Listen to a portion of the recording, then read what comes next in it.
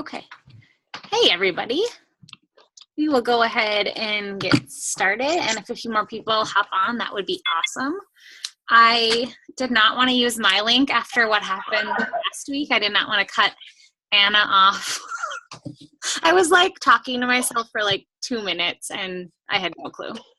I was into it. We were hashing out inviting. But anyways, okay. So Team Game Changers, I am super excited to introduce to you guys tonight Anna Woods. She is the founder of Team Home Gym. She is a huge role model of mine. She's a busy mom of 3, and I love that she does coaching her own way, and she does everything without having to say sorry. She's just such an inspiration of mine, and I can't wait for her to share her brand of fearlessness with all of you. So, Anna, you can take it away. All right. Well, I recognize a few of you, Jennifer and Stacy. But Shannon, I don't know you. And then I'm guessing it's your last name, Holland. Okay. Well, hello. And then I see somebody's on the phone. So nice to meet you all. Like she said, my name is Anna Woods. I have been a Beachbody coach since May 2015. I always have to think what. But I have been in this industry, well, pretty much since college. I attended a strong women's clinic. I was actually a art major, graphic design major. I love painting and drawing, but I liked it for a hobby more than I liked it for a job. And they kept telling me that graphic design, you were going to have to move to this big city, and I'm a small town farm girl. I didn't want to have to move to a big city, and so I ended up attending a Strong Women conference, and they talked all about how all these case studies for women that were in wheelchairs or elderly were able to increase their longevity, were able to remain independent just from strength training 3 days a week. And that kind of just reignited my passion for strength training, because I was like, gosh, if that can do that for someone who is sedentary and aging and has osteoporosis or sarcopenia, like muscle loss, then just 3 days a week for 30 minutes. Like, can you imagine how many people's lives could be changed by strength training 5 days a week or on a consistent program? And I had actually, just the timing was crazy. I played softball in college. I was planning to go on, I played in junior college 2 years, and I was planning to go on to a 4-year college, and I tore my ACL the night before our regional championships to go on. And so I ended up losing my scholarship to the college that I was supposed to go to, and just a lot of like self-pity and what am I supposed to do, and I don't know where playing sports was kind of my identity, and I had to reevaluate that. And I had to rehab a knee at a different, I moved to Oklahoma then to finish school. There's just a lot of things. So the timing of that Strong Women conference was perfect in so many ways for me. It redirected my path to where I'm on now. It ignited my passion for strength training, and it gave me a new purpose and identity outside of playing sports. So after that, I came back to the college campus. I went to my head lady that helped me with my degree. I said, I'm not doing art anymore. I'm going to finish with exercise science starting Monday. This was like Saturday or something. She was like, well, okay. I walked into the wellness center. I was in there all the time because I had to rehab my knee, so I had to do all my therapy in there. Told them that I wanted to get a personal training certification, and that was 2002. And I never looked back. So I got my personal training certification, trained at the college gym there for a long time, taught group exercise, and then we ended up moving back to Kansas where I live now, and I've worked multiple jobs. I had my own fitness studio. I worked in retirement community. I work a lot with adults with special needs. Coached at CrossFit gym. I have my wheelchair-based certification. So this is just my passion. This has always been. We've moved many times. My husband is a power lineman, and so it was always traveling and busy and gone. And so we wanted to move back closer to family since I had young kids. I have 2 kids with special needs, and so I needed help. So we moved back closer to my parents, which is very rural. So I had to quit working in the gym setting just because it was going to be like a 30-40 minute drive from where we're at. But I still wanted to continue working with my clients, and I still wanted to be able to help them. And so that's when Beachbody came in. I actually met Annie through Instagram. She had Ollie, who had Down syndrome. That was our first connection. And I have a 7-year-old son with Down syndrome. We messaged back and forth about that. Never once said anything about Beachbody. She never once said anything to me about coaching. We talked about workouts. She would message me and be like, oh, you know, you lift a lot of weights and stuff, but never said anything. And I remember one day she had a post, and I share this all the time. And, you know, after looking back now, I'm like, why did you never say anything to me? And she's like, you seemed like you were beyond Beachbody coaching. Like, you knew what you were going to be doing. You were a trainer. Like, why would you do Beachbody? Or she assumed that I had already been asked 1,000 times and said no. Well, and to be completely honest, I had no clue what Beachbody was. I had not heard of it. I didn't know anything about Shakeology. I had never been approached ever. And she made a post one time about making, I think it must have, I look back now and I'm like, I know it had to have been in July. It had to have been right after Summit. And she made like her biggest income that month. It was like 15 grand or something. And I remember looking at that like, what? Like, I knew she did something fitnessy, but I wasn't for sure what. And I'm like, okay. I just worked a bajillion hours at the Y. I worked at the CrossFit gym, and I trained people in my house, and I was hoping to clear $300 for the week, like literally. And here she's like, works my hour a day, made 15 grand this month, and I'm like, hold on. What are you doing in the fitness industry to make that kind of income? And so I messaged her, and she shared with me about coaching. And I just felt like, okay, I thought that'd be an excellent way for me to continue training my clients from home, be able to be home still, because my last child was getting ready to start kindergarten. So I was facing the you need to go to work full-time crisis that I was not wanting to have to do.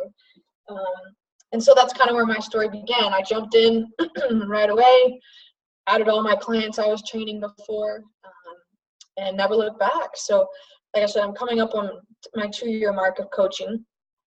There's a lot of different things, obviously, you learn as a leader, and you experience, and you have your frustrations and your ups and downs.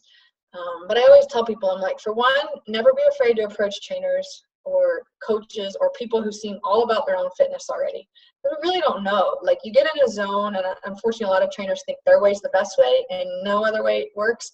But that's not the case for everyone. So don't be intimidated to ask people that are training or in this field already, because nutrition is really hard to coach in a personal training setting. If I would have had Shakeology, the portion control containers, when I was a personal trainer, oh my gosh, my life would have been so much easier. But instead, I was writing out all these meal plans and asking them to turn them in. And I had no way to simplify the process. I had nothing but a protein shake that I would say, well, go find a cheap brand.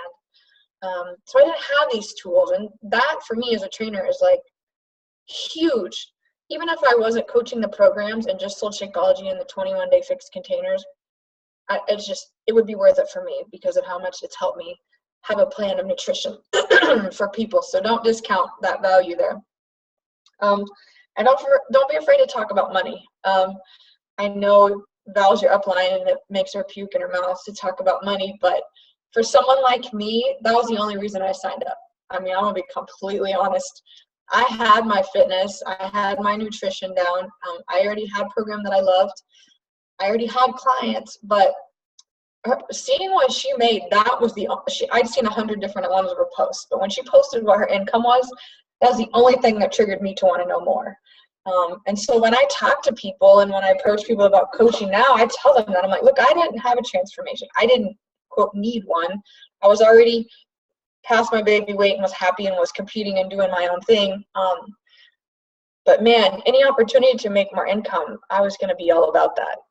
And I still lead with that. I don't obviously got my paycheck this week, you know, but I lead from the front with that. Like, that's what drew me in. And that's probably the people that I relate to the most, or people that are looking for another way of income in the fitness industry. So don't discount those 3 things. I always try to like share that because that's my story.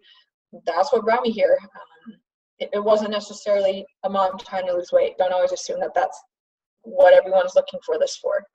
But anyway, looking back now, one of the things I want to challenge you guys with a little bit tonight was a vision. I talk about this with my team all the time. And this is one of my new getting started right things with my new coaches is vision, having a brand, having a mission, purpose for your business. And I feel like that's the struggle for a lot of people, is we come into this and are like, well, this is what works for her, so hopefully it'll work for me. And I made that mistake. I did fine my first 4 months of business because I had clientele already built up to work with. But I tried to mimic Annie. I tried to sell the weight loss story. I tried to market to stay-at-home moms. I tried to do the stay-at-home mom thing, and it was not my market. Like, once I ran out of warm market and I had to start reaching out to people, and I was trying to sell a weight loss story that I personally didn't have and an experience that I personally didn't have, I couldn't do it. People were like, right, you know, that doesn't make sense. That doesn't fit you. And I remember I kind of had a breakthrough moment, like, either this is not going to work for me, or I'm going to have to figure out how to do this myself. And that's where Body Beast came in. Like, when I signed up, I signed Jared up, and he bought Body Beast and Shakeology. I'm like, hey, let's get that out and look at it. It's weightlifting. Surely I can find something I like out of that. And so we started doing Body Beast, and then it just became a thing for me. I'm like, I can coach this program. I didn't really necessarily care about weight loss being my purpose. That wasn't my passion. That wasn't my transformation. Therefore, I couldn't work from my heart in that position. But I could talk to you all day long about strength training, about getting stronger, about the freedom of lifting weights, about the internal freedom or excitement or energy or passion that comes out of lifting a heavier weight, being able to do a push-up fully for the first time, being able to do a pull-up, which is freaking amazing. I love it when women tag me in their first pull-up pictures. There's just, those are the things for me. That's where my transformation come. I finally got away from the dang scale and obsessing over it, and put all my focus and interest on, I want to bench press 200 pounds. I want to back squat 300 pounds. I want to snatch 150 pounds. Like, those are my goals. And that's driving force for me. So I could carry that over to Body Beast. And so that became my plan. I will tell you, I literally only coach 2 programs over and over and over: Body Beast and Hammer and Chisel. Those are my home programs. Those are the programs that are related to strength training. Those are the programs that I can sell in my brand, in my market. And people know that I'm speaking genuinely when I promote that. I will turn it different ways. So like we just did, well, right now we're all training for a half marathon, and we're using Hammer and Chisel. So I printed off a running half marathon training plan offline, put 3 days of the running plan in, 3 days of Hammer and Chisel on the cross training days. And we've been following it. We're on like week 8, I think, because we have like 5 more weeks before a race. But again, I used Hammer and Chisel. I promote Body Beast as a beginner weightlifting course.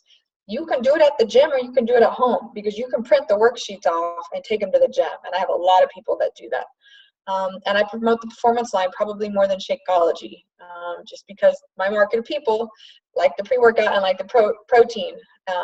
And so, again, it took me a while to figure this out. It took me a lot of like guts at first to be like, all right, nobody else is doing this, and everybody else seems to be going with whatever new program comes out. But I tell myself still all the time now, stay in your lane, Anna, stay in your lane. You have to do what works for you, and you have to be authentic to yourself. Because when I was trying to promote stay-at-home moms or new moms weight loss, I got really burned out because I wasn't passionate about it. It wasn't part of my mission. So a lot of my mission now is redefining fitness and empowering women to that they don't have to define their fitness by the scale. So I actually almost turned the whole thing on its head and made it mine. So that's the first thing I tell people. When you're coming up with a vision and purpose, it has to be rooted at your transformation.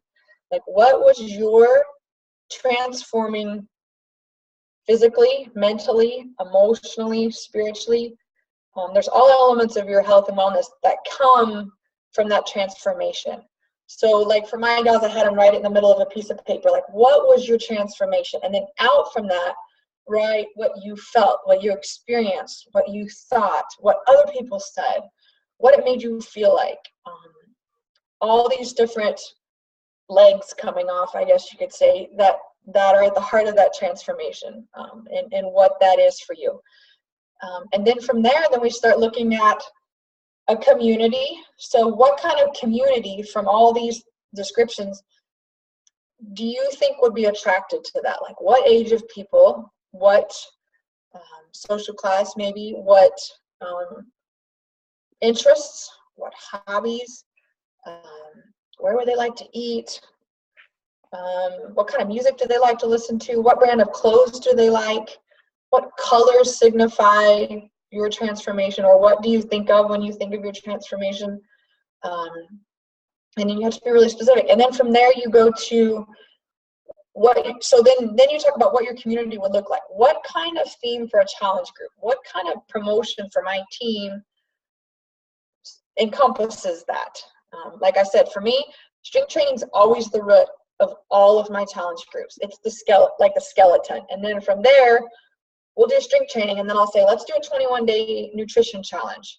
So I'll have them turn in a screenshot every day of their MyFitnessPal daily macro count, or if they're doing 21-day fix, the portion control container app. So I have a thing that I post. I just posted in my group before I got on here. Post up your challenge trackers, your MyFitPal trackers, or your 21-day fix trackers. And they got to post what their containers were for that day. Did they get them all done? What their proteins, carbs, and fats were if they're doing MyFitnessPal. And we'll do 21 days of that, but they have to commit to 3 days a week of strength training, whatever program may be. Beast, Hammer and Chisel, some are doing Insanity Max, I think. So that's one group that I've done. The other one, like I said, is the half marathon training. So they have to do the strength training, but they can choose how far they run or how much they want to run. What's some other ones that we've done? We're getting ready to do a bikini boot camp. You have to commit to 3 days a week of strength training, whatever program you choose from that. So there's lots of ways. So like, again, my transformation came from strength training. So that's always the root. And then from there, I pick what the community, who that looks like, what kind of people would want to be in that. I tend to attract former athletes, women that used to play sports in high school or college and then dropped off and gained weight, had kids, lost their identity in that. That tends to be who I attract for some reason. But that's part of my story too. So that's funny how that works. But that's where you really, really, really have to get to the root of what your transformation is. So then from there, then we talk about what programs and products fit that. So you've got your program, you've got the description, you've got your community. Now you need programs and products. I'm a huge proponent of staying true to you, even with a program and product. Now, don't get me wrong, whatever they announce April 8th of the new Shakeology flavor, I'll be posting about that. Like, yeah, that's a nutritional product I'll be posting about. But if they come out with a new country line dancing DVD, I'm not going to even touch that. Don't get me wrong, I love dancing, but it does not fit my market. People will call me out by a mile away if I start promoting a country line dancing group. But you see then, when you stay true to your brand, it's easier. Like literally now, all my groups have the same kind of somewhat theme with a different underlying concept. All the people that I invite have a certain image or a certain tone to their viewing. All my invitations, all my follow-ups, and what helps me then is I can be more decisive in who I talk to.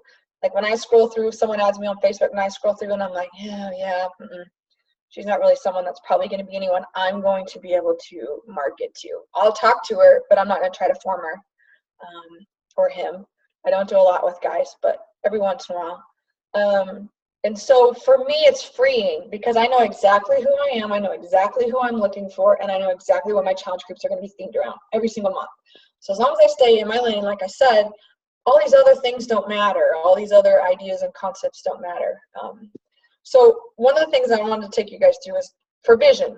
Everyone thinks of changing the world, but no one thinks of changing themselves. And I feel like that's where Beachbody is different than every other network marketing company out there, because everyone else that's selling a product wants to change the world with their product, wants to help people financially, wants to help them. Well, right now, Keto OS Prove It is going around here like wildfire. And so right now, everybody wants 12 inches off their waist by just drinking a drink. And so for me, hey, I'm like, that's fine. If that's what you're wanting, go. But I'm here to change myself first. Then as a result, I change you. And that's what the hard thing is most people don't want to go through that process because it's hard. It's really hard to face your inner demons. It's really hard to look at yourself and see your weaknesses, see your struggles, see what you need to work on. It's even hard to celebrate yourself. Like when someone asks me my strengths, it's like, I was a good mom for like 10 minutes today, you know. We never want to like take ownership of the good and the bad. But to me, that's the beauty of this whole process. When you can find those people that are in a broken place or like, I am ready to do the hard work, I'm ready for the transformation, that those are the people that you want. You want them as coaches and you want them as clients. And what happens is then you both change. I had a gal this week who's a coach on my team. Very quiet, very reserved, and works slow as molasses, in my opinion. And I'm like, girl, we have got to get going. Like, you've been a coach for like 6 months. You keep telling me you're working the business, and we have not had Success Club. Run free challenge groups all the time. She's very Pearl mentality, which I'm like, I don't know how I attracted you, but okay. And I was getting irritated. I'm like, come on, go, let's go. You need to get out there. You've done all the personal development. She's very well educated in nutrition. She works in a chiropractic clinic that does holistic nutrition. She's certified. I'm like, girl, you've got more than any of the rest of us as far as education. And she messaged me last week and she's like, I really want to share with you my story. And I was like, all right, cool, and it was like, just to give you a little piece of it, they live in Oklahoma, and she was in the Moore, Oklahoma tornado 18 years ago this month. And her son was ripped from her arms in this tornado, and he died. He was 3 weeks old. And she said after that, her husband left her. She married another guy who was very abusive, abused her kids. They got in a custody battle. He took the kids away from her, like disappeared with them for 2 years, finally found the kids. She has custody of them now, and now they're in all these custody battles. And it's just like, I was like pinned to the wall, like, wow, And it was a perspective check for me. Like, I realized I'm trying to rush someone who has a huge journey that she's having to work through and finally facing through coaching, and working, peeling back the layers, and finally at a place where she's like, I'm ready to tell my story finally. There's only a few people that know this that are still in my life, and you are one that I trust to tell. And she's like, I'm going to start sharing, and it's going to be really hard, but I need you to know these 6 months I've been working on that. And I know it might not look like it by Beachbody standards, but my life is changing, and you've constantly encouraged me. And it was really good for me because I needed to realize, good God, it is not about Success Club points. I needed to step back. I don't remember, were you on the call Monday with Brandy, Lindy? I can't remember. And she was talking about how sometimes we think motivating people is encouraging them and encouraging them a lot. And sometimes what encouragement needs to be is stepping back and telling them to reflect. It's not always go, go, go. You can do this. Come on, you get this, girl. It's like, she goes, sometimes motivating people needs to be, hey, girl, I want you to step back and I want you to reflect. I want you to slow down.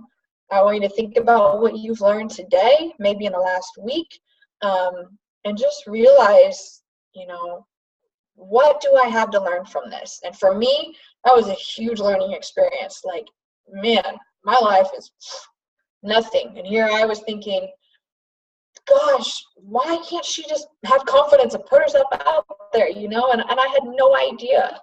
And so that was a learning moment for me. That was a self-reflection. Like, I had a few rough days after she shared that with me because I felt horrible. Obviously, she didn't know in my head that's what I was thinking towards her. But it was just a reminder for me, like, there's a bigger picture view of what we're doing in this business and what we're about. And I got to get my head off Success Club points as being the measurement of success of a coach, because some people are going to take longer. So anyway, realizing that you're changing yourself first before you change others. It's not about changing the world. It starts with yourself first, and then one person at a time. I love using the words pay it forward. Hey, girl, you want to join me for this challenge group? And then let's pay it forward. Like, that's my mission, empowering other women. If I can empower you, like this girl that I just told you the story of, I'll tell you what, when she's ready to share, she is going to knock down walls with that story. And I can't wait for that day. But right now, we're just doing little bitty pieces of it. And we're just encouraging and reflecting and slow way the heck down. But that's going to be a life changer right there. And I'm excited to be a part of that with her. But one of the things I also do, I do this with my challengers, and I wanted to do it with you guys tonight, was if you have a piece of paper and pen, I want you to write down number 1, number 2, and number 3. And then I want you to write down 3 goals for yourself. It can be anything. Personal, fitness, financial, whatever. Just 3 goals that come to mind right when I said that. Like, don't overthink it. It doesn't have to be like a test.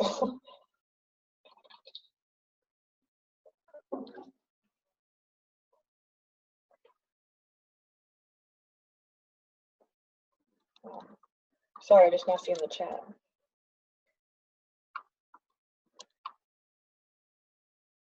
And then I want you to write 1, 2, 3 underneath that and write 3 dreams. And I mean dream big, not, oh, I want to pay for my son's baseball. I want to be like, we're going to travel Ireland for 3 weeks, fully paid, you know. For me, one of mine is retire my husband. That's a huge pusher in mine because he works really hard.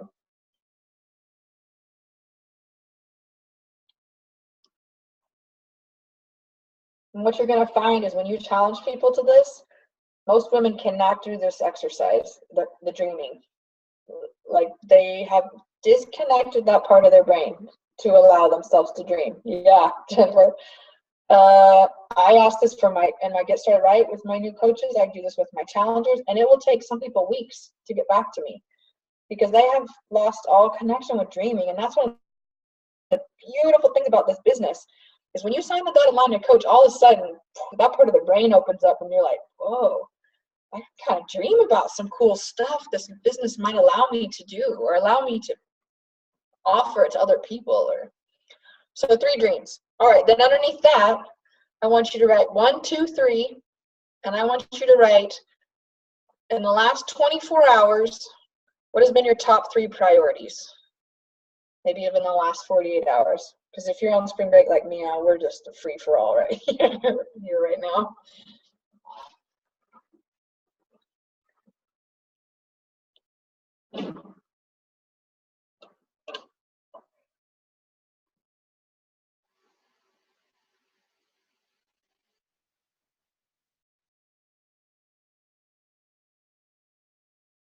All right, so when you got those 3 things written down, I would love for some of you to share your 3 goals. Can you unmute yourself or do it? Yeah, I'll go. Mine were debt-free, move to the lake, elite coach, and run a half marathon again. Okay. Jennifer? I'm struggling with a third, but I'll give you 2. All right. We've always wanted to travel to Finland, so that would be 1. Yeah. And work part-time. Okay. I don't want to quit my job. I'm weird. I just don't want to. I understand that. But I would love to work love less what you're hours. doing. Yeah. And what an awesome option to have. Like, hey, I just want to go part-time. If I lived close to a gym, I'd probably still try because I just loved it. Mm-hmm. Anybody else? Stacy? Call you up. Number 1, quit my job. Okay. And earn more money, pay down debt. Yeah. I got 2. Okay. All right, how about dreams? Go big or go home here. I have a dream of being able to earn a full-time income with Beachbody, so I can just work PRN, and then we can travel. My husband's from the UK, so we could go for a month or 2 when he's off of school, and we can travel all over to his conferences and just enjoy traveling. Cool. Yeah, that's a big one for me too, is travel.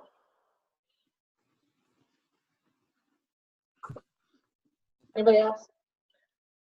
You can share your goals or your dreams, either one. So you kind of fueled my fire. I guess share my story more, but in a different way. I feel like I'm constantly sharing it in the same way. Okay. So being open to finding different ways to share it. And I know Lindy always says to breadcrumb your story. I have a hard Yeah. time. I have a hard time with that. Okay.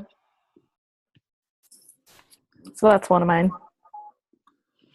We're also working towards building up our savings so that we can get out of this house and into a bigger house out in the Yes. country. So that's another. Yes. Understand that one. I always say a house that we don't have to work on all the time. I swear we're always repairing stuff. Yep.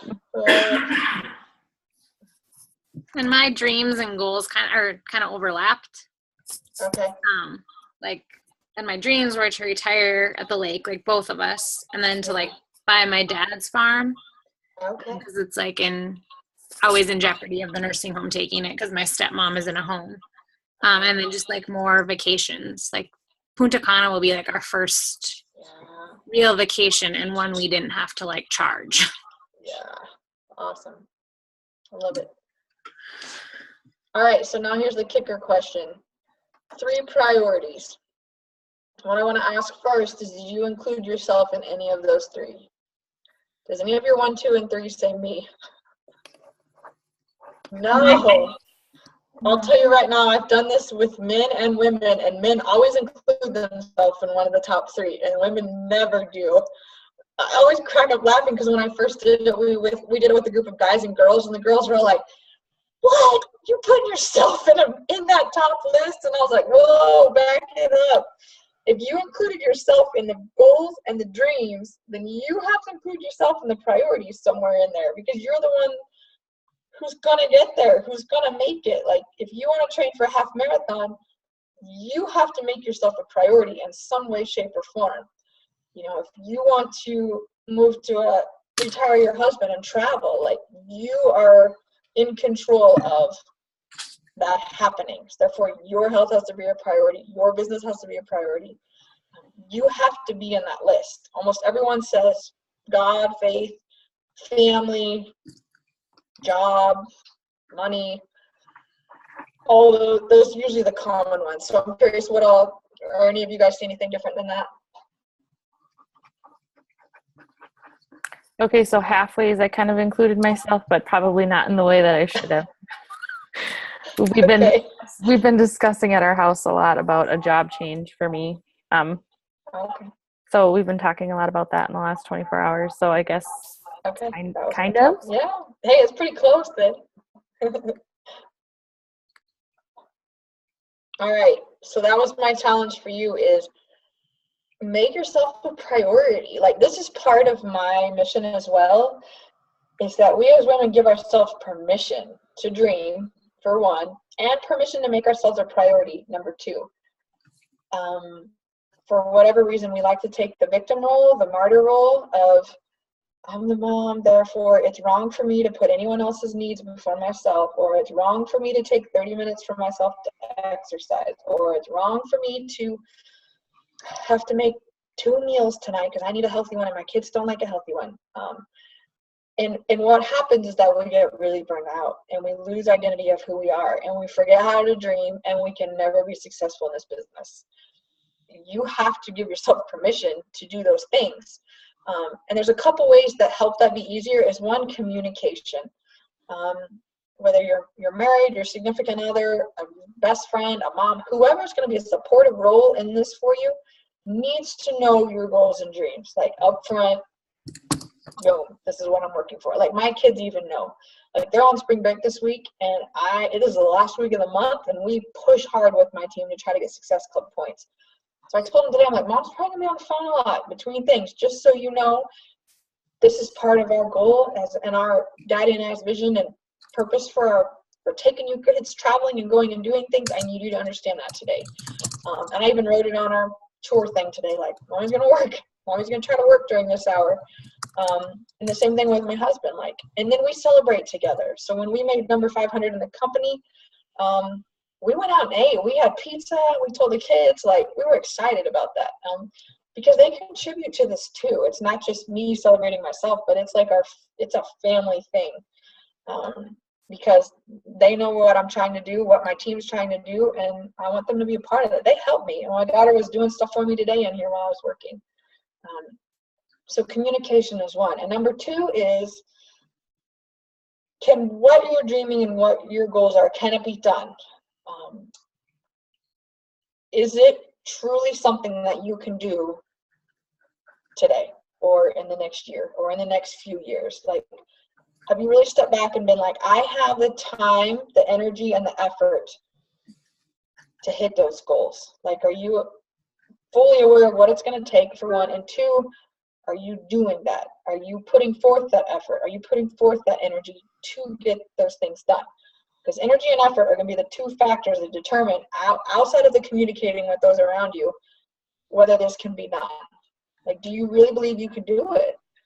Because it's one thing to write it down and say, oh, well, I'm going to write this down because it's an activity. But it's another thing to be like, no, I'm going to do it. Like, I'm going to do it. And then realizing what energy and effort is going to take to do it. I fully believe, and I tell people all this time, I've not met one person who I don't think can do what their goals are, but I've met a whole lot of people that they themselves don't think they can, or they don't know what kind of energy and effort it's going to take to do it. They step back and are like, oh, you know, I talk about this with new coaches all the time.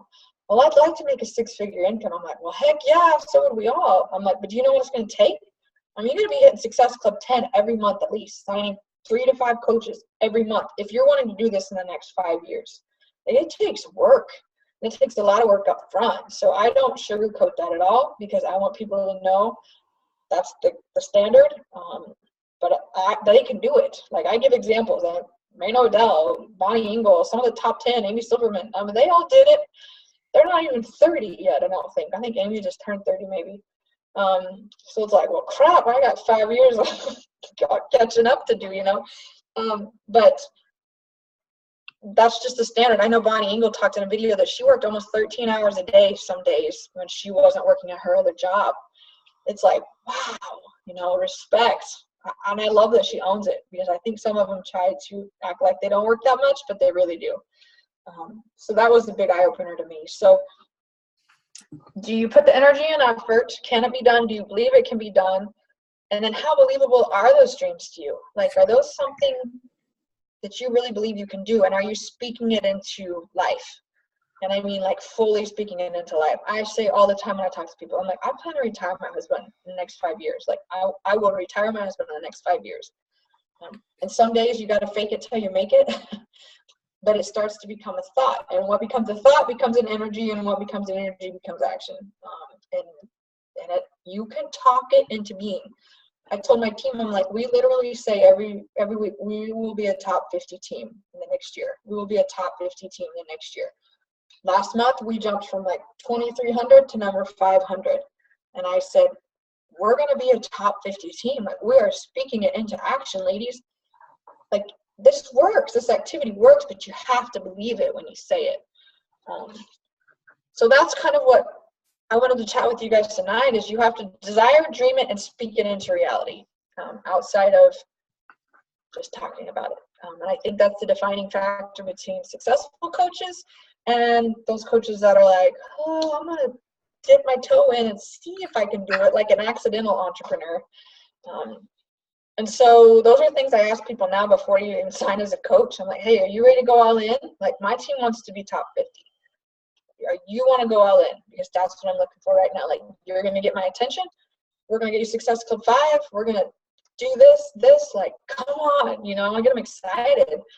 Because I want them to believe it, even if they maybe don't believe it yet. I'm going to believe it for them until they do. So, let me see here. What do you tell those people whose goal isn't to retire? How do you get them to fire up with their own goals rather than others? Tap into their why big time. Like, it has to have some type of emotional connection to what they want. Like, I have one girl on my team. She's lost 40 pounds with 21-day fix. Like, she was a huge victim mindset girl. Like, when we started in July, she messaged me like 100 times a day. Oh, I don't think I can do it. I don't think I can mix my own Shakeology. I don't think I can get my blender down. I don't think I can, you know, and I was like, oh, I do not have patience for this. So I started only answering like once a day. I'm like, this is your one reply you're getting. Because I was not going to enable that behavior. I think and I told her this, if you've been around me very long, I don't beat around the bush too much. And I just said, you got to snap out of that victim mentality, because you are not going to get anywhere if you keep enabling yourself to be a victim. If everyone else's problem except for yours, they're not ever going to lose weight. And in month 1, she lost like 15 pounds, and she's like, I could do this. Like, I'm going to do a real push-up this month. And then month 2, she's like, you know what?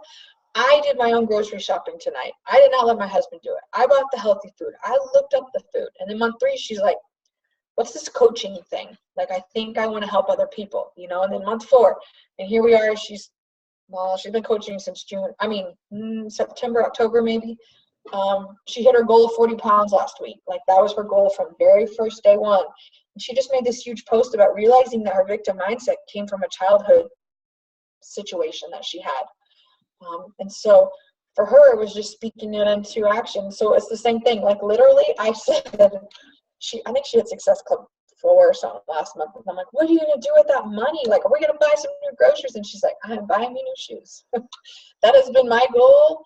And like, literally, that was what her dream board was. Number 1 was buy new shoes. And I was like, oh, surely you have bigger dreams than that, you know? But she's like, honestly, I don't. Like, I'm simple-minded. I hate to say simple-minded, but just, she's very humble, and she doesn't want more than that. Like, she's very happy with where she's at. And so, man, we celebrated those new shoes like you wouldn't believe.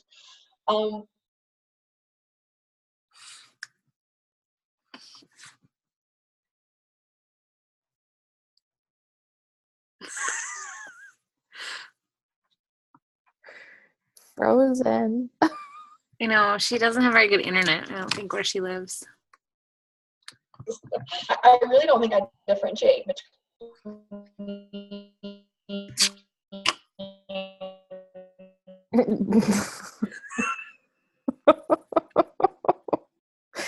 Oh.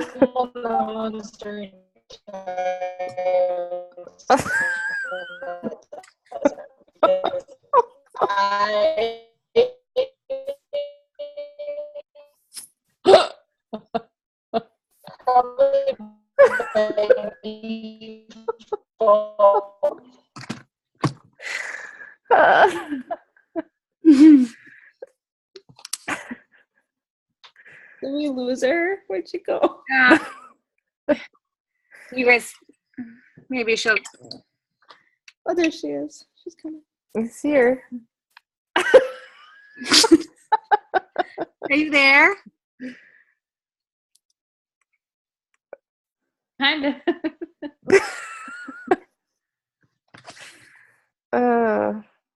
I really needed that laugh. I could listen to her talk for hours. Oh I my know. gosh. She's so amazing. I don't know what to do. I messaged her. You sound like a robot.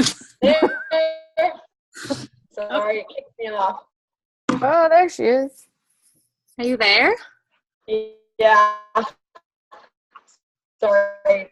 Stupid internet here. That's okay. Yeah, and you've done like this whole business like without good internet, right? Working from a hotspot. I don't know whether I answered your question or not. Uh-oh. Is it cutting out still? A little bit, yeah. Yeah, I can see Lindy at least. Okay. We can see you. You're just frozen. Slowly but surely here. There's Jennifer. Now I can see a few of you. Yeah, we don't have Wi-Fi. This is a hot spot. That's why I got kicked off. We don't have internet options out here, so. I noticed that while driving through Kansas last weekend. It was rough. Oh, all right. I don't know how else to. Can you hear me, Anna? Okay, now I There you can. are. Okay. Yes. I had to reboot my hotspot here. Sorry. I All think right, it's amazing you've done all this from a hotspot. We had a guy come by last week that said they're thinking about putting fiber optic line down a road. I could have probably hugged and kissed him. I'm like, okay, when do it start? Please. Oh, tired of paying a cell phone bill out the roof. Right. Do you guys have any questions for Anna? When you were sounding robotic, Shannon said she could listen to you all day. Well, thank you. Lots of experience in this field, so it is one thing I can speak to. Don't ask me to talk about baking or anything, sewing. I guess I have a question. How do you, like we talked about last week, you and I, like March is a hard month. Right. How do you get over, like, that's just one hurdle. There's 1,000 hurdles in this business. Mm-hmm. What do you do to get over those hurdles? Like for this you would never, like specifically? reading your Facebook post, it's like you have no fear in the world. How did you get to that point? Being completely authentic. Like, I feel like I don't necessarily have anything that I'm concerned with. Not obviously I don't share everything, but I just feel like I can be real. Like, part of that's staying in my lane. Like, I know who I'm talking to and why, and anything outside of that is like whatever. I mean, I have my share of haters. I get messages a lot about, well, you do this or you don't do that, or you're trying to do this, and it hurts, it's painful, but a part of me now has been able to be like, okay, you're not my critics. I know who my critics are, and I know who I'm going to go to when I need criticized or when I need to be put in my place. Or I have those people around me who matter, my circle, Brene Brown has an excellent video on this. Know who your critics are. So, like, my mom, my husband, I have one or two good friends I work out with. An older gal, you probably see her comment on my stuff. Her name's Kim. She lives in Florida. Her and I met in an online fitness group like this one, and we've been friends for several years. We've flown back and forth to see each other. Like, those are the people that matter. So when someone calls me out or says something, I go to the people who matter to me, and I'm like, hey, should I give this attention, or do I need to just step back and, like, and their opinions, I really try hard. Now, I can't do this 100% of the time, but I try to just let that be what matters and who I pay attention to. So I can be free in that and knowing you can say what you want, but these are the people that are in the arena fighting with me, getting sweaty and dirty, whatever her verbiage is. They're the ones that matter to me.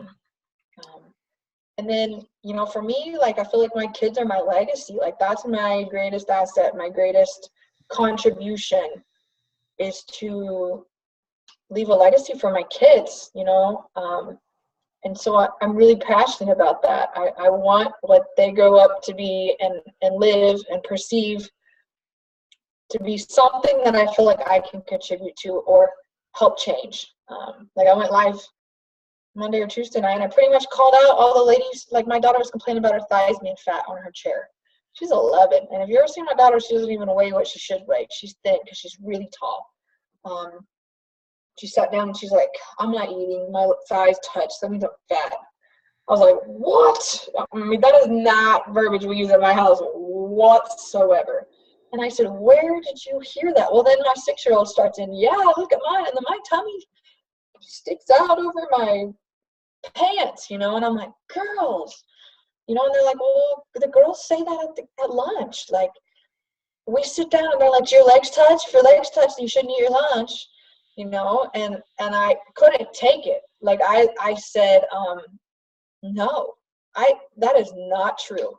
I said, you girls can do squats, you girls can do cheerleading, you can do gymnastics, you can run up and down those stairs, you can do jumping jacks. Your legs are strong, and those strong legs can get you a lot further than toothpick legs. I'll tell you that right now.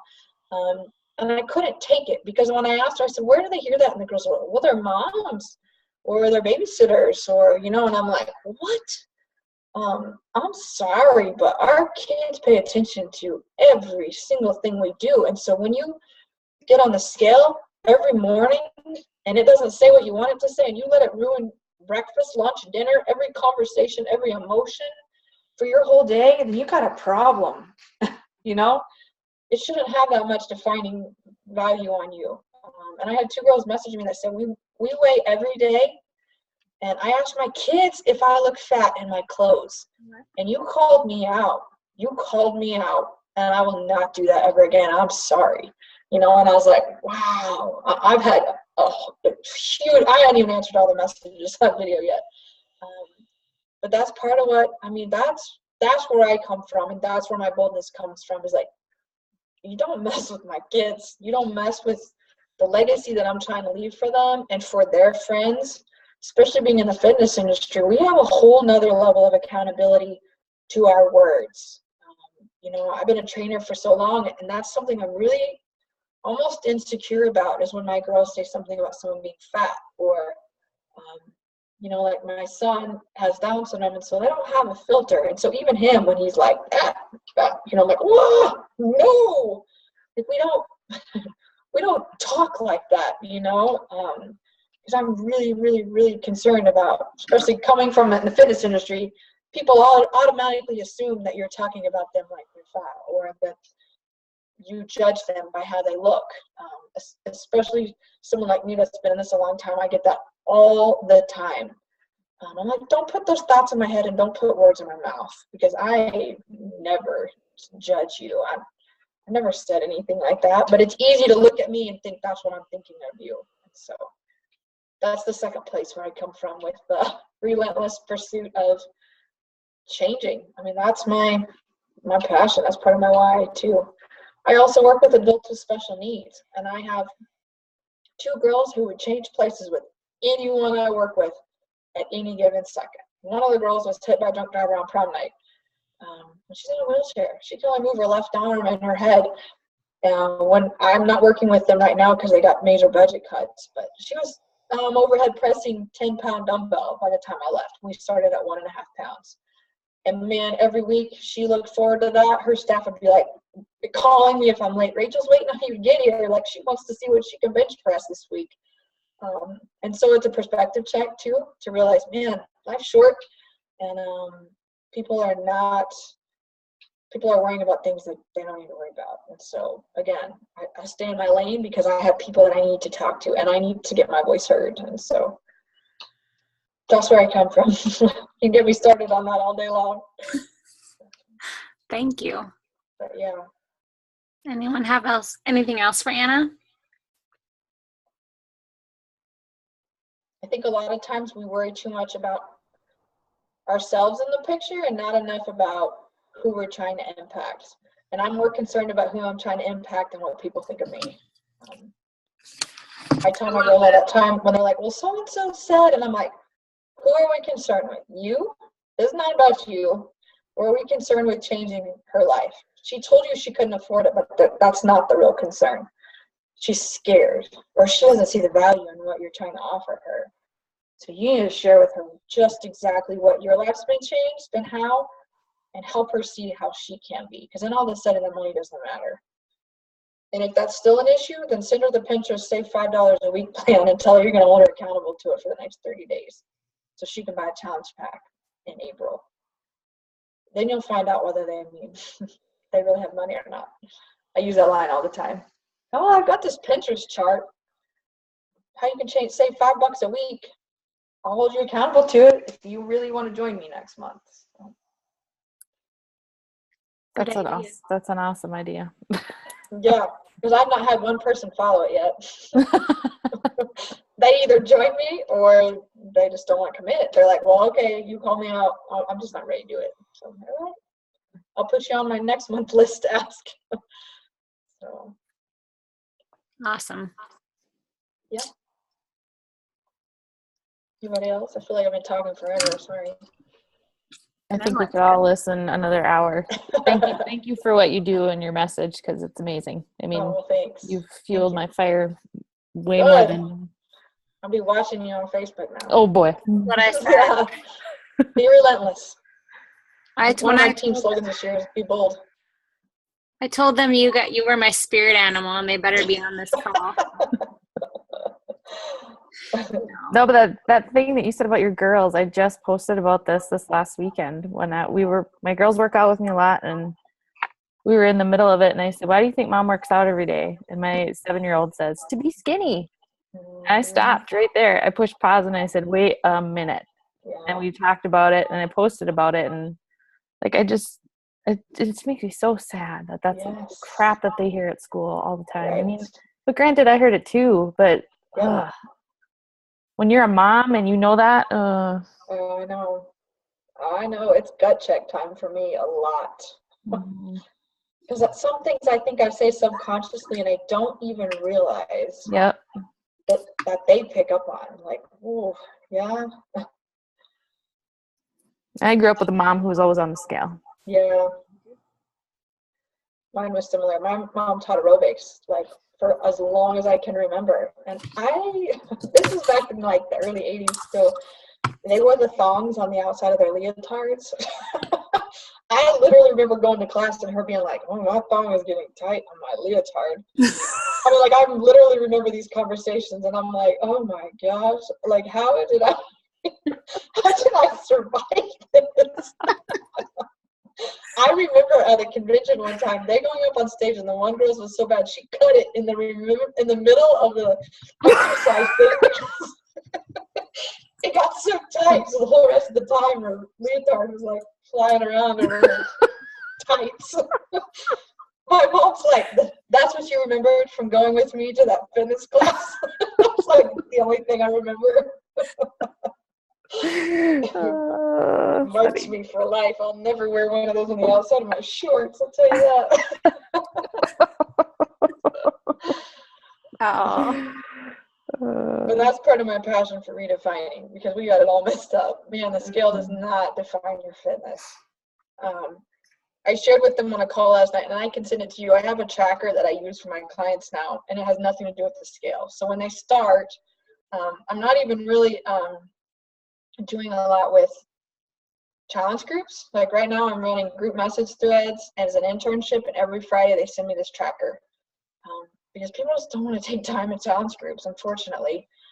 So I'm doing 10 days or less, and then after the 10 days of focused challenge group, then every week after that they turn in a tracker on Friday, so that they can either message me on Facebook or email it to me, and it has personal development minutes a week or a day, like they fill it in each day, inches lost, resting heart rate, hours of slept a night, ounces of water, personal fitness minutes. So okay, I couldn't remember if I sent it to you or not. I couldn't remember if I posted it. But I don't think you use it right. Like, I personally message it to my people at the beginning. Okay. But I've yet to get one back. Yeah. I've had people I say, require it to stay in my group. That. So they can't stay in the group message thread if they don't turn it in, because they're not committed. I'm like, hey, I'm only helping those who want to work. Like, my time is precious to me. I try to keep that standard high, because I want people to want to be in my groups. Like, it creates a demand. Like, oh crap, it's not just letting anybody in or letting anybody stay, because I want them to get results. So, do you do the same thing in challenge groups? Not in my running group. I'm not having them do that, because right now we're just trying to get miles every week. So, but I mean, like kicking them out of the group if they're not participating. No, because it takes too much work for me to try to keep track of who's still buying Shakeology and who's not. So, like, once a quarter, I'll clean it out. So I'll just say, all right, if you haven't been on Shakeology the last 2 or 3 months, like, either you get back on, try the performance line, or I'm taking you out. Because then it gives me a chance to hopefully get some points really quick again, because they re-sign up. Or then I kind of get the dead weight out of the group. So right now I do it once a quarter. So you only run your groups, like you don't do 21-day groups, 30 groups, you just do them quarterly? Depends on the challenge. Like right now, because we're doing half marathon and I'm running it, we're doing 12 weeks for it, because we count it down till the half marathon. Like, some are running a virtual half. There's like 3 or 4 of us that are going to the same race, and some are running it in other states on that same Sunday. But it depends on what the group is. So, like, the next one I'm doing is 10-day bikini boot camp in April 10th through the 20th. It's 10 days of really, really focused kickstart weight loss. Like, each day a different coach is taking a topic. They go live in the group. They talk about it. They have to report in every night for those 10 days. And then after the 10 days is up, then they can either go in my long-term group that I have going for this quarter or stay in a group message thread with other pushers and turn in the tracker app. So like I just tell them, like, give me a fist bump in the group if you worked out today, and then I just make sure that they did. Like, we don't really have much conversation. I'm just kind of past the point of people just don't have time for small talk. They either ignore me or don't post or forget or are too busy. I'm like, I just need to know you were here. All right, good, thanks. If they have questions, obviously they post in there, but I feel like long-term challenge groups are kind of dying. It seems like a general consensus overall, and I've kind of seen it coming. So I'm just trying to stay a little bit ahead of the game. And I realized when I run a 5-day free group, I'll check in with people for a month or so after trying to get them to buy a challenge pack, and they're like, heck no, your 5-day group kicked me into gear. I'm still doing this and this. And I'm like, well, if people are getting that much impact out of 5 days, I don't need to be coaching them 21 days. Like, if that's the kickstart they needed to do what they need to do, then I don't need to do more than that. Yeah, this weekend, Sarah Try said not to do any free groups over 4 days. Yeah. Because, like, on day 5, everyone dies. Right. It's not like, and that's when you do your call to action and nobody's on. Right. Yeah. Yeah, we're doing our sneak peek, well, this week, and it's just Monday, Tuesday, Wednesday. And then, like, today was our last day. We're having a sign-up party tomorrow. But, yeah. No, What about I those agree. people that, I have people that long-termers that, started out doing 21-day fix and now they just want to walk on their treadmill or run on their treadmill, or they don't want to start another program and complete it from day 1 to day 30 or whatever. Well, I usually ask them if they're happy with where their progress is headed. Are you happy with where you're going? And some of them are, because they're losing a pound a week and they're happy, and they don't want to lose any more than that. The only thing I tell people is that you have to have strength training in there some way, shape, or form. Mm-hmm. Like, after age 30, you lose, like, I think it's like 13% of muscle mass, and then it moves up to like 35 to 40 is like 20% if you're not actively trying to work on it. Like, you can get stronger as you get older, but you have to be consistent. And so they talked about what do they call it? The aging something or other. But, like, the further along you get in age, the less muscle you have. So, like, if you're dieting down all in your 20s and 30s to nothing, and you diet all your muscle away, and you get in your 30s and 40s, you have no metabolism. Everybody hits midlife crisis. Their hormones mess up. They get a gut, and they have no strength training. Like, they have nothing to work with to get stronger. Like, they have to start all over. And so I always tell people, I'm like, don't diet yourself down to nothing. Let's say you get really sick at age 40 and you weigh 105 pounds because that's what you think skinny. You're going to get really sick. Like, you have no ability, nothing to fight that off with. And that's really hard to talk to 20-year-olds about because they're still invincible mindset. I don't coach a lot of 20-year-olds because I don't like to hear my real talk. But even 30-year-olds, like, man, you got to start thinking long-term. If you are not doing strength training, you're bound to have arthritis. You're bound to have osteoporosis. You're bound to fall and break a hip. You're bound to have horrible balance. Like, I just got my Functional Aging Institute certification. It was like a 3-day course. Man, the stats are staggering for these gals that have dieted their whole entire life. And then they get to here and they have no bone density, no muscle support. And it's sad, really sad, because now all of a sudden they're having to learn how to strength train, and it's scary. And all they've ever been taught is that if you to know you're in fit shape is to weigh yourself on the scale. That's one thing I really wish Beachbody has not tapped into, is that market. In this Aging Institute thing I did, age 50 and older own like over half of the income, half of the finances in families. Like, the 50-year-old women are the richest people in the world. And here we're not, and they're wanting to spend money. They're wanting to go take tennis lessons. They're wanting to go to a gym. They're wanting to walk their first 5K, and yet we're not marketing to that age group whatsoever. But that's a whole nother tangent I can get on too. But that's what I tell my old gals, is like, whew, you gotta look down the road. What's your mom look like? What's your grandma?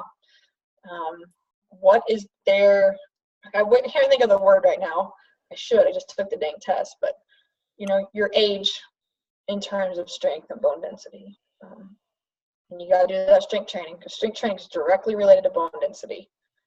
So don't diet yourself down in your 30s, because you don't have anything to work with in your 40s and 50s. It's hard to get them to see that when they have that mentality because their parents had that mentality, Right. their mothers had that mentality that Yep. I'm just going to be like my and mom. Unfortunately, their physicians say that all the time too, because they're not educated in nutrition or fitness. Yep. Go walk 30 minutes a day. Well, if you have a back fracture from osteoporosis, walking every day is not really an option, but they can sit and do bicep curl. They can sit and do overhead press. They can sit and kick their legs. It's not an end all be all if they can't walk. Right. But there's a lot of good stats on that, a lot of great pictures on that.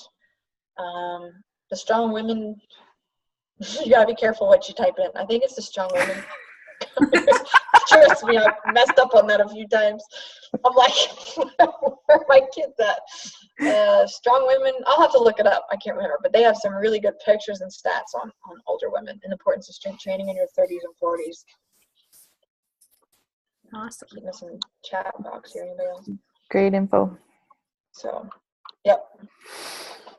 And that comes down to knowing your market. Like, if you feel that's a market, then really educate yourself in that market. I tend to attract older women for some reason. I think it's because I'm not really in this for looking good. I mean, I could stand to probably do my hair a little more often than I do, but I'm in this for like long term. Like, I'm reminded of it every day when I go work with my wheelchair gals. Like, this is not vanity for me. This is long term. Like, I want to still be active when I'm 60, 70, 80. So I think I attract that market because of that they're in that life, in that mentality. So that, again, is knowing your transformation, knowing how you're impacted and who you can impact. So then educate yourself in that area. Become the expert in that area. Make yourself the expert. Always be teaching. Always teaching. Like, to establish yourself as a fitness authority in your market, you have to be over-serving value. One of my girls today was complaining because she lost 2 clients, so they prove it, whatever. And I'm like, just be consistent, keep providing value. All they can provide are stock photos and a picture of the product. But you can talk about, all right, so when you come off this keto or when you come off a low-carb diet, like, what are some things you could be doing or should be doing to prepare to come off? Because everyone just says it's a jump start. I'm not going to do this forever. It's just a jump start. Okay. Well, what are you doing mentally to prepare when you gain 15 pounds back the first week because your body needs those carbs? Like, are you preparing for that? I'd be getting some personal development. like be teaching them long term. I'm not joking. I told her that. Because it is a mental thing. Like, when you lose that weight that quickly and you don't have to make any kind of change outside of taking a drink, you're going to be hit like a freight train when you do have to start making those changes. So teach people. Teach them what to do. Stacy, that Weight Watchers person. Yeah. So I always have an underlying reason why I'm saying what I'm saying to people. It's usually because someone has said something to me and I'm like, well, all right, let me school you for a minute here.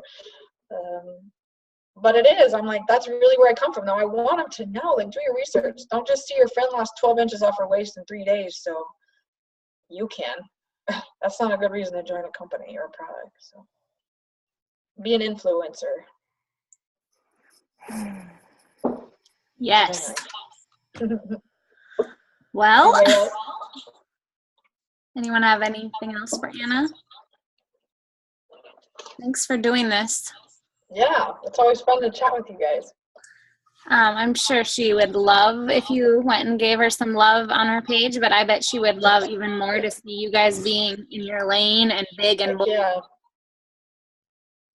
And own it. That's right.